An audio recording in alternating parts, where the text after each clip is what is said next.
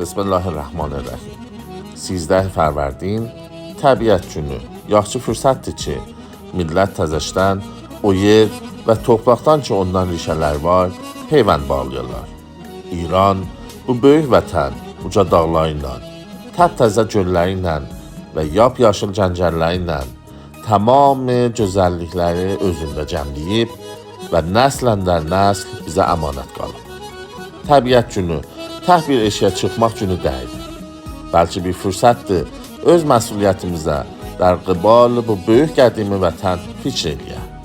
Mühit zistin hifzinə fikr eləyə. Allah verən təbii sirvətlərinə sahib çıxaq və yerə və suya hörmət eləyə. Gəlin, bugün təbiətin gözəlliklərin həzz eləmək yanında onun pakizəliyinə də diqqət eləyə və hər yeri təmiz saxlayaq. Bu vətəni sevmək fəqət onun geçmiş zamanına iftixar eləmək deyil. Bəlkə yaxşı ayəndə təsvir eləmək, ona görə əməlimizi tənzim eləmək də vətənin sevməyidir. Sağ olun, sağ yaşayın inşallah.